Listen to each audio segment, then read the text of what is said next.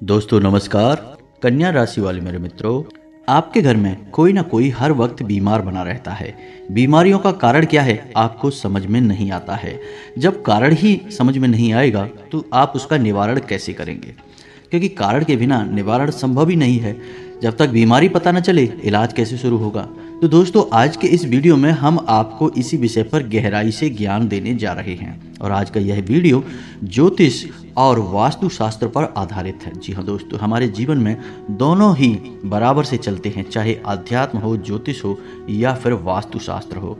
हमारे जीवन में सबका अपना विशेष महत्व है और सबकी अनिवार्यता है। यानी कुछ बातें ऐसी होती हैं जो हमें माननी ही पड़ती हैं, ना मानने पर हमारे जीवन में तकलीफें आती हैं। तो वास्तु क्या कहता है और आपके घर में जो बीमारियां हैं, खास तौर से, वैसे तो कई और भी समस्याएं हैं, लेकिन हम आज के इस वीडियो में उन समस्याओं के विषय में बात नहीं करेंगे। आज हम बात करेंगे कि आपके घर में क्या ऐसी समस्या है जिसकी वजह से बीमारियों का वास हो गया है। कोई ना कोई लगातार बीमार रहता है। अब बीमार बेशक घर के अलग अलग लोग रह सकते हैं, लेकिन समस्या यह है कि पैसा तो एक ही स्थान से जाना है। यानी किसी एक ही व्यक्ति का पैसा बार बार खर्च हो रहा है। कारण किसी की भी बीमारी हो सकती है। तो इसके मुख्य कारण क्या हैं दोस्तों, हम आपको बता दें कि जब भी बीमारी की बात आती है तो हमारे घरों में अक्सर महिलाएं अधिक इस समस्या से पीड़ित रहती हैं, यानी कि बीमार रहती हैं। इसका मुख्य कारण क्या है दोस्तों? कोई भी समस्या आपके जीवन में आएगी, उसका मुख्य कारण केवल नकारात्मक ऊर्जा होगी। अब नकारात्मक ऊर्जा क्यों आपको तकलीफ देती है? क्योंकि नकारात्मक ऊर्जा का भोजन ही आपकी तकलीफें हैं। आप जब परेशान होंगे तो आपके मन से जो बातें निकलेंगी, जो ऊर्जाएं निकलेंगी, वही ऊर्जा उस नकारात्मक ऊर्जा का भोजन है, तो वह अपना सहज कार्य कर रही है। जी हाँ दोस्तों, जैसे दरिद्रता का वास यदि आपके घर में हो गया तो फिर आप रोएंगे, तकलीफ में आएंगे, परेशान होंगे, भगवान को कोसेंगे, किसी न किसी को उल्टा सीधा बोलेंगे और इस सब से दरिद्रता तृप्त होती है, खुश होती है। जी हाँ दोस्तों, तो फिर वह आपके घर से क्यों जाएगी? यदि इसी के स्थान पर आप अपने घर का माहौल बदल दें और सब कुछ सकारात्मक कर दें तो दरिद्रता को आपके घर से जाना ही पड़ेगा, क्योंकि उसे भोजन नहीं मिलेगा और वह कब तक बिना खाए पिए आपके घर में रहेगी। और यदि दरिद्रता जाएगी तो माता लक्ष्मी आएंगी। इसी प्रकार यदि नकारात्मकता आपके घर से जाएगी तो सकारात्मक ऊर्जा आपके घर में आ जाएगी अपने आप, बिना किसी प्रयास के। तो आपको यह समझना बहुत आवश्यक है। तो आज के इस वीडियो में हम विशेष तौर पर बीमारियों के विषय में बात करने जा रहे हैं, क्योंकि कई जातक हमसे इस प्रकार के प्रश्न पूछते रहते हैं कि गुरुजी, घर में हमेशा कोई ना कोई बीमार बना रहता है, खास तौर से महिलाएं जो लगातार बीमार बनी रहती हैं। किसी किसी घर में स्थिति तो ऐसी है कि कोई एक विशेष महिला है जो लगातार पीड़ित है, परेशान है और बीमारी का पता नहीं चल रहा है कि क्या बीमारी है। तो इस सब का क्या कारण है और निवारण क्या है, तो इसी विषय पर आज का यह वीडियो होने जा रहा है। हो सकता है दोस्तों वीडियो थोड़ा सा लंबा हो जाए, लेकिन हम आपसे निवेदन करेंगे कि आप ज्ञान हासिल करने की वजह से अपने थोड़े से समय को यहाँ दान कर दें, बदले में आपको बहुत विशेष ज्ञान हासिल होगा। हम इधर उधर की कोई भी बातें नहीं करते हैं, लेकिन किसी भी बात को गहराई से समझाने में थोड़ा सा समय तो लग ही जाता है। तो आपको धैर्य के साथ हमारी वीडियो को पूरा देखना चाहिए। वीडियो के अंत तक आपको निश्चित तौर पर कुछ ना कुछ सीखने को मिलेगा, नया ज्ञान हासिल होगा, इस बात की हम आपको गारंटी देते हैं। बिल्कुल भी आपको यह एहसास नहीं होगा कि आपका समय खराब हो गया। तो चलिए वीडियो की शुरुआत करते हैं और आपको बताते हैं कि बीमारियों का मुख्य कारण क्या है, कौन से दोष हैं, कौन सी कमियां हैं जिनकी वजह से आपके घर में बीमारी का वास हो जाता है। तो वीडियो की शुरुआत करें इससे पहले आपसे एक निवेदन है कि कमेंट में पूरे भक्ति भाव के साथ जय माँ भद्रकाली रक्षा करो अवश्य लिखें, क्योंकि माता की शरण में आप जाएंगे तो आपकी रक्षा करना माता की जिम्मेदारी हो जाएगी। और आप जितने भक्ति भाव के साथ कमेंट में यह लिखेंगे, आपकी रक्षा उतनी ही तत्परता से माता करेंगे। माता बड़ी दयालु हैं। तो चलिए वीडियो की शुरुआत करते हैं। अब आपको बताते हैं कि महिलाएं ही खास तौर से घर में बीमार क्यों रहती हैं। वैसे तो कोई भी इंसान बीमार लगातार रह सकता है, लेकिन इसके पीछे का कारण क्या है? तो अब आप समझिए कि शास्त्रों में वर्णित है कि जब भी आपके घर में कोई नकारात्मक ऊर्जा प्रवेश करेगी तो सबसे पहले आपके घर की तुलसी सूखने लगेगी। जी हाँ दोस्तों, अब इसके पीछे का कारण क्या है? क्योंकि तुलसी जो है वह बहुत ही पवित्र पौधा है, उसका आध्यात्मिक महत्व बहुत अधिक होता है। जिस घर में तुलसी हरी भरी होती है उस घर में कष्ट कभी आ नहीं सकते हैं, परेशानियां कभी आ नहीं सकती हैं, और अगर आएंगी भी तो सिर्फ छू कर चली जाएंगी, विनाश या तांडव नहीं मचाएंगी। तो तुलसी तुरंत सूख जाएगी। अब इससे आपके घर की बीमारियों का क्या संबंध है? तो दोस्तों, महिलाएं अक्सर आपके घर में बीमार रहती हैं। बहुत सारे जातकों के घर में यह समस्या रहती है कि अक्सर महिलाएं बीमार रहती हैं। क्यों? जी हाँ दोस्तों, तो आपने मनुस्मृति का वह बहुत ही मशहूर श्लोक है, अवश्य सुना होगा, यत्र नार्यस्तु पूज्यन्ते रमन्ते तत्र देवता। यानी कि जहाँ नारियों का सम्मान होता है वहाँ देवताओं का वास होता है। कहने का मतलब यह है कि नारी यानी स्त्री हमारे घर में बहुत ही पवित्र और शुद्ध विभूति होती है। आप यहीं से अंदाजा लगाइए कि एक आदमी के लिए पूरा संसार महत्व रखता है। वह सबके लिए जीता है, सबके लिए कुछ ना कुछ करता है, सबके बारे में सोचता है। लेकिन एक महिला केवल और केवल अपने पति और बच्चों के लिए जीती है। उसे पूरे संसार से कोई मतलब नहीं है। वह अपना घर बार, अपने माँ बाप, अपने भाई बहन, संसार सब कुछ छोड़कर केवल अपने पति का हाथ पकड़कर उसके जीवन में आ जाती है और उसके जीवन को सुंदर बनाने का भरसक प्रयास करती है। याद रखिए कि जब भी आपके जीवन में कोई कष्ट आएगा, महिलाएं पहले मंदिर की ओर भागेंगी आपके कष्ट के निवारण के लिए। तमाम व्रत उपवास करेंगी, भगवान को मनाने की भरसक कोशिश करेंगी कि आपके जीवन से विपत्तियां दूर हो जाएं।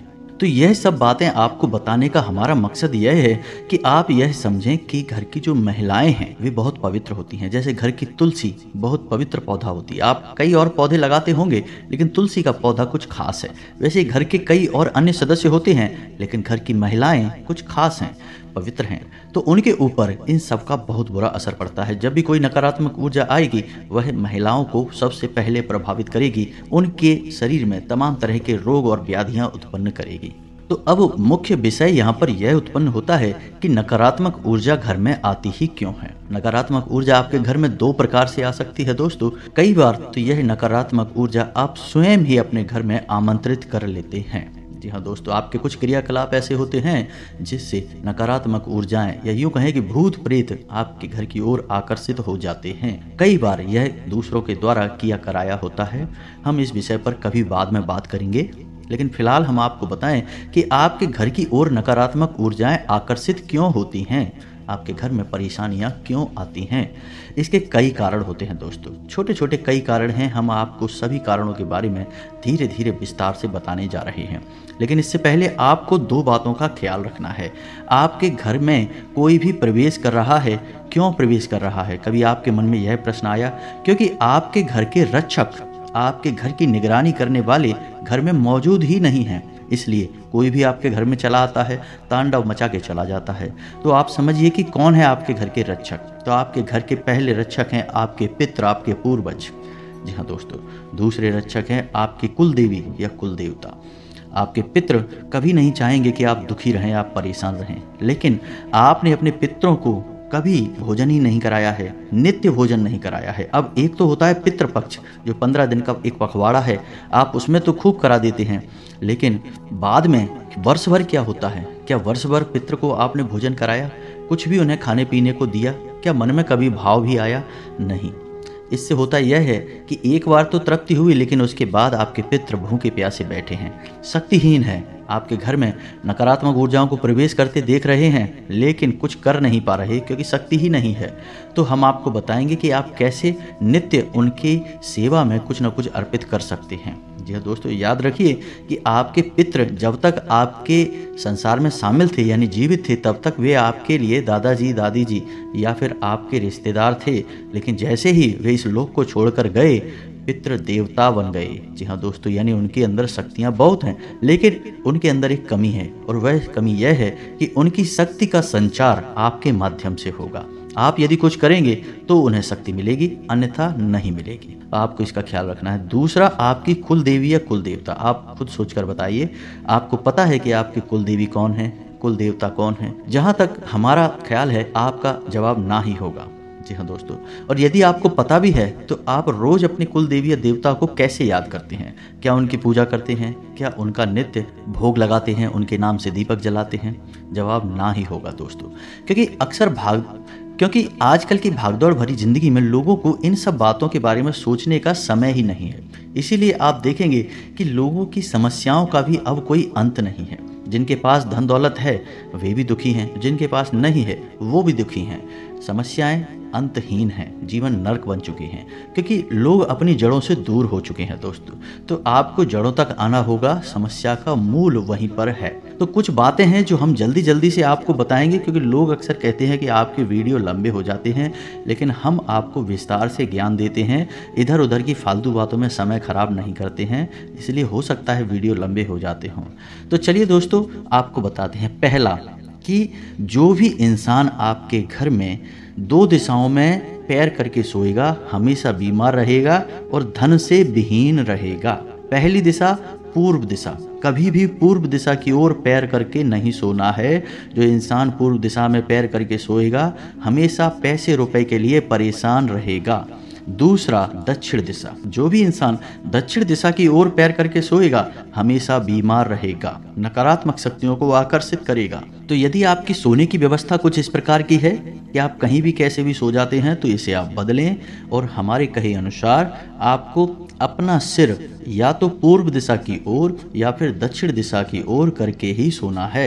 आप देखेंगे कि बदलाव आने शुरू हो जाएंगे। दोस्तों रातों रात चमत्कार तो कुछ भी नहीं है, चमत्कार जैसा इस संसार में कुछ भी नहीं है, लेकिन धीरे धीरे बदलाव आते हैं, यह बात निश्चित है। अब यहाँ पर भी कोई कहेगा कि चमत्कार कैसे नहीं होते, होते तो हैं चमत्कार।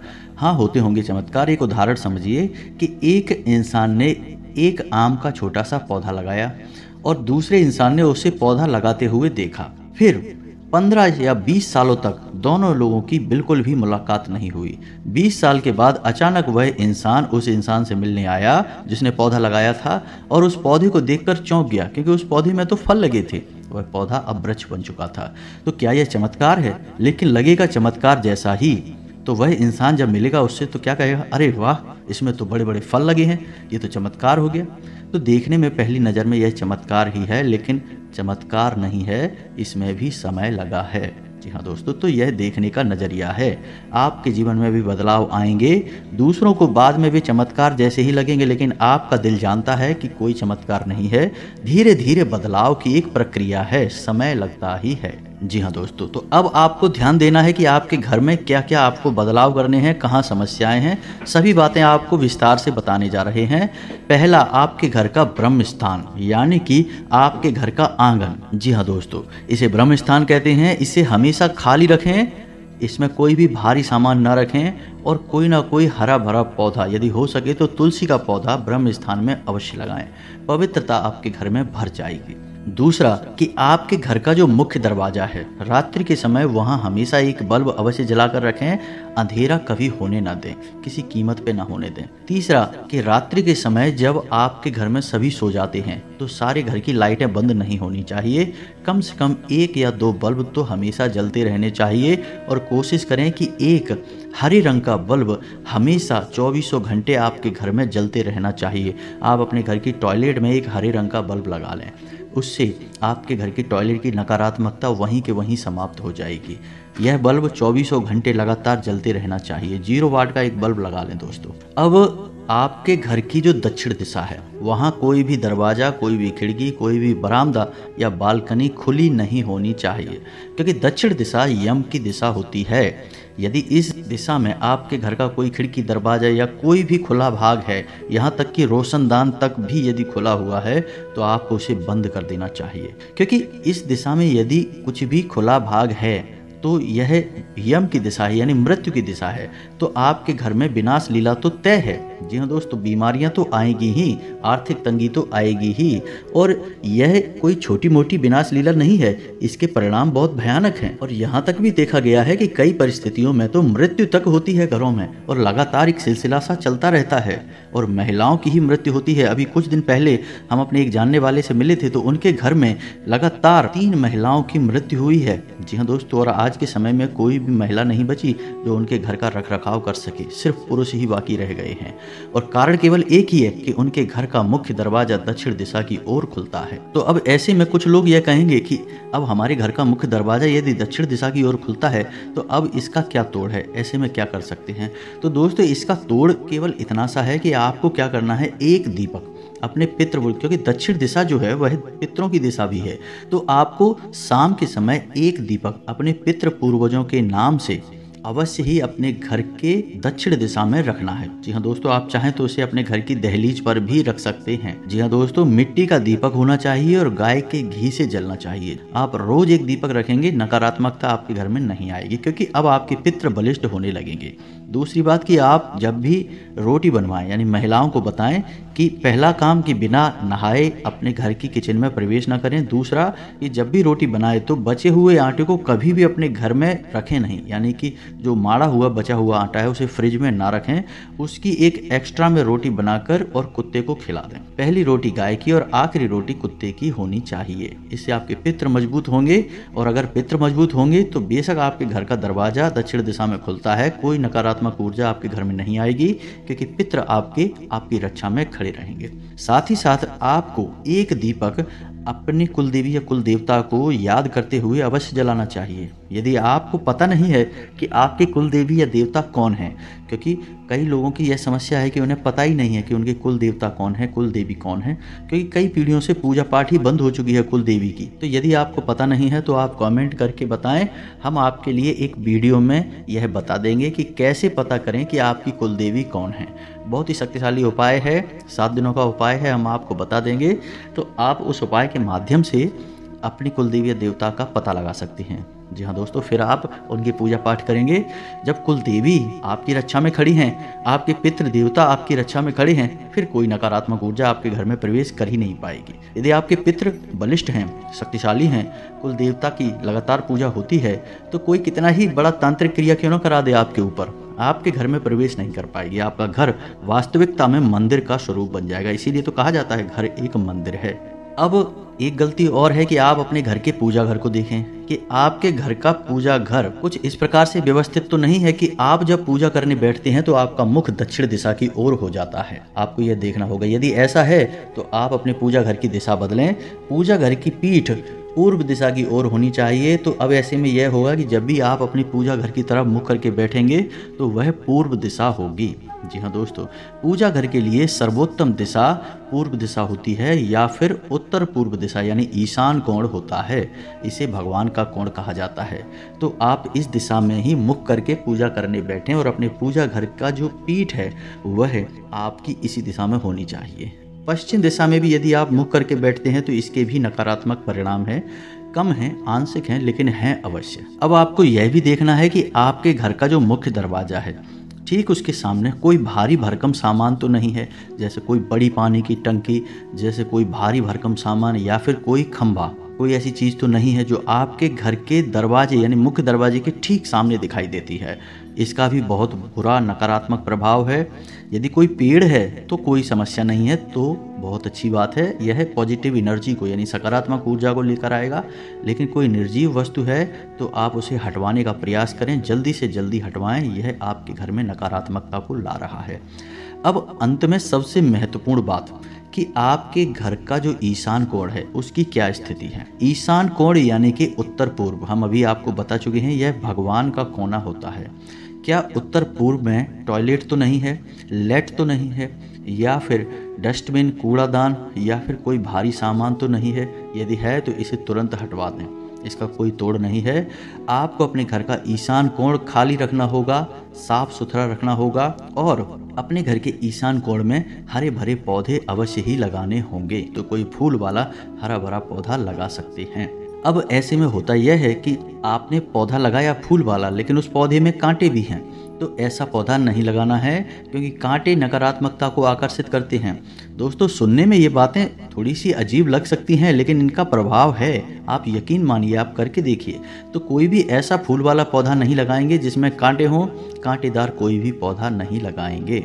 इसी के साथ साथ आपको एक छोटी सी आदत और अपनानी होगी कि अपने दिन का कुछ समय, खास तौर से सुबह का समय, घर के ईशान कोण में थोड़ा सा बिताया करिए। जी हाँ दोस्तों, वहाँ सकारात्मक ऊर्जा का भंडार है, वहाँ स्वयं भगवान वास कर रहे हैं, ये बात आप मान के रखिए। तो आपको थोड़ा सा समय यानी 10 से 15 मिनट का समय अपने घर के ईशान कोण में बिताना होगा। इससे आपका स्वयं का तेजस यानी आपका स्वयं का ऊर्जा क्षेत्र मजबूत होगा और आपका मस्तिष्क भी शक्तिशाली होगा, ऊर्जावान होगा। अब इसी के साथ साथ आपको छोटी छोटी कुछ और बातें हैं जिनका ख्याल रखना होगा। आपके घर की किचन, अब आपके घर की जो किचन है जहाँ खाना बनता है, जहाँ से संपूर्ण घर को ऊर्जा प्राप्त होती है, घर के सदस्यों को, तो ऐसे स्थान को कैसा होना चाहिए आप खुद विचार करके देखिए। पवित्र होना चाहिए। माता अन्नपूर्णा का वास होता है हमारे घर की किचन में। तो महिलाएं यदि बिना स्नान किए या जूते चप्पल पहने कोई व्यक्ति आपके घर की किचन में जा रहा है तो यह माता अन्नपूर्णा का अपमान माना जाता है। ऐसे में भी घर में बीमारियां आने लगती हैं, आपसी क्लेश होने लगता है, मानसिकता दूषित होने लगती है। जैसा आहार वैसा ही विहार। तो आपको अपने घर की किचन की पवित्रता का विशेष ख्याल रखना चाहिए। किचन में हर वक्त जूठे बर्तन नहीं होने चाहिए। साथ ही साथ शाम के समय अपने घर की किचन में जो पानी का बर्तन है या जो भी व्यवस्था है आपके घर में पानी पीने की, उसके ऊपर एक दीपक अवश्य जलाया जाना चाहिए। यह माता अन्नपूर्णा का सम्मान है और आप इस क्रिया को करके देखें, आपके घर में रोग रह नहीं सकते किसी भी कीमत में। और जो भी भोजन आपके घर में तैयार होगा उसके बाद वह भोजन केवल और केवल सकारात्मक ऊर्जा को उत्पन्न करेगा। और शाम के समय जब आपके घर की किचन में भोजन आदि व्यवस्था संपूर्ण समाप्त हो जाए, सब लोग खा पी लें, उसके बाद जो पोंछा लगेगा उस पोंछे में पानी में थोड़ा सा नमक अवश्य मिला लें। जी हाँ दोस्तों, इससे कोई भी नकारात्मकता आपकी किचन में आएगी नहीं। थोड़ा सा गंगा जल का छिड़काव कर लें। आपके घर की महिलाएं ऐसा करके जब आपके घर की किचन को छोड़ेंगी तो देखना आपके घर में चमत्कार होने लगेंगे, बीमारियां भागने लगेंगी और आपके घर में सुख समृद्धि आने लगेगी। स्वयं माता लक्ष्मी आपके घर में प्रवेश कर जाएंगी।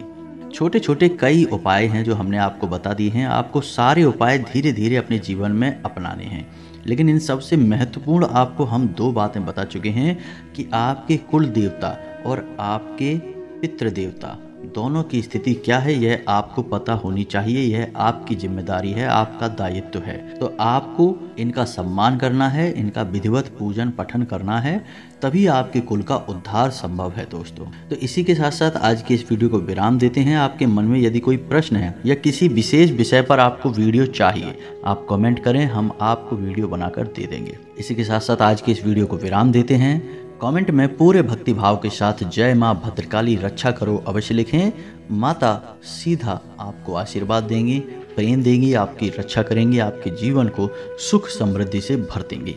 मिलते हैं अगले ज्ञानवर्धक वीडियो में, तब तक के लिए धन्यवाद। जय माता की।